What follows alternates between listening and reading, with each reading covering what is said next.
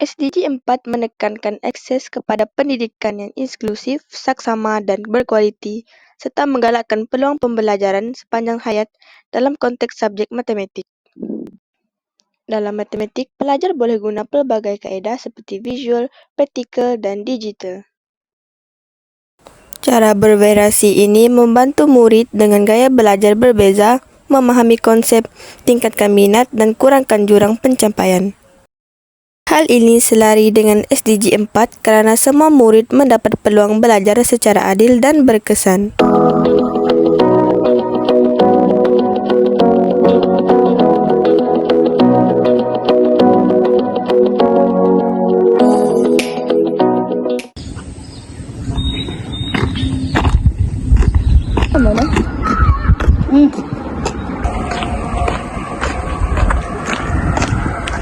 Hana.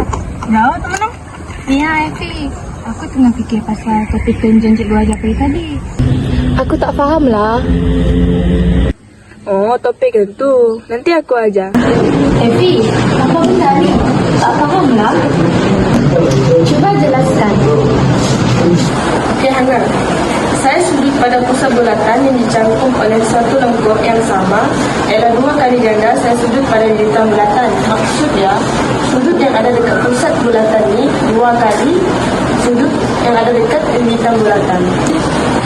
Kenapa boleh jadi macam tu? Okey, Hana. Betul tak mana itu? Ya ni kan, Evi. Betul. Sebab kan dia ada pada lengkung yang sama.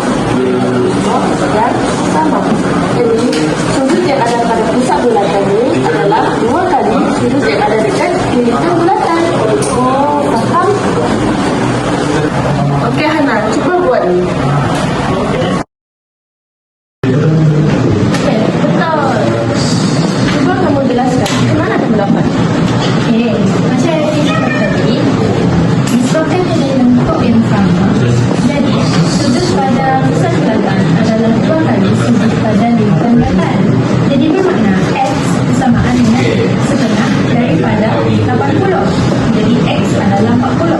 Untuk Y pula, sebabkan Y dasarnya pada lengkung yang sama, bermakna Y adalah setengah daripada 80. Sebab 80 berada pada pusat bulatan, manakala Y berada pada lilitan bulatan. Jadi Y adalah 40. Betul.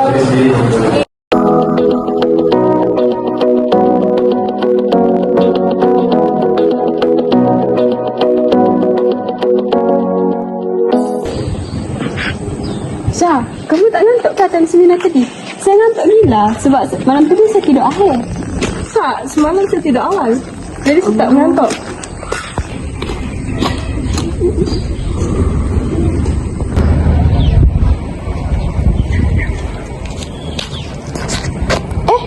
Kertas apa ini?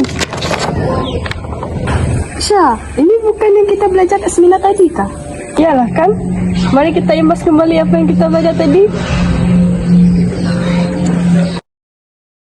Sisi 4 kitaran ialah suatu sisi 4 dalam bulatan dengan keadaan 4-4. Bucu sisi 4 tersebut terletak pada lilitan bulatan. Sudut-sudut pendalaman LKN dan LMN adalah bertentangan dalam sisi 4 kitaran. Ditambah sudut-sudut bertentangan dalam suatu sisi 4 kitaran ialah 180. Sudut X tambah sudut Y sama dengan 180 darjah. Sudut P tambah sudut Q sama dengan 180 darjah. Maka sudut LKN tambah dengan sudut LMN adalah 180. Seperti yang dinyatakan di gambar tersebut, sudut LKN adalah 104, manakala sudut LMN adalah 8X. Jadi, kita perlu cari X. Seterusnya, kita haruslah mencari nilai X, iaitu kita haruslah pindah nilai yang ada nombor ke sebelah.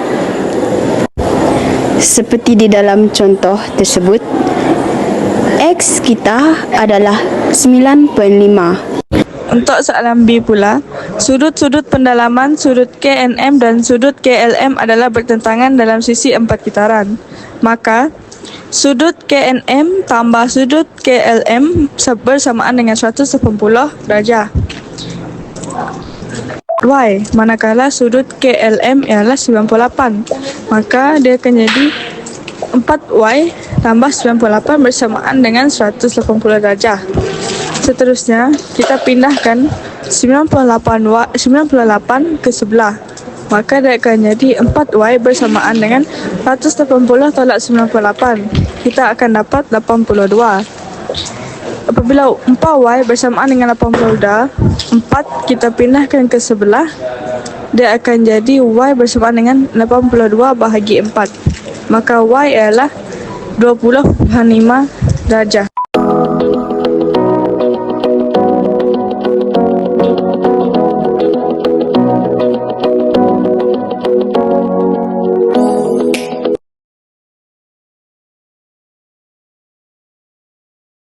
Rina, apa maksud tangent kepada bulatan? Okey Syah, tangent kepada bulatan ialah satu garis lurus yang menyentuh bulatan tersebut pada satu titik saja.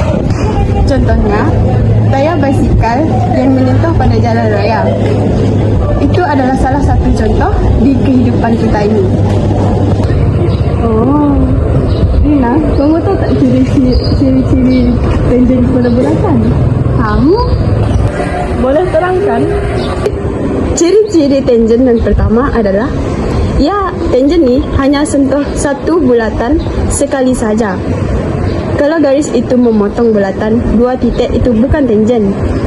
Lepas tu, yang kedua adalah jejari yang melalui titik sentuhan sentiasa bergerak lurus 90 darjah dengan pusat bulatan. Contohnya, jika titik A ialah titik sentuhan dan O ialah pusat bulatan, maka jejari OA akan membentuk sudut 90 darjah dengan garis tangent DA.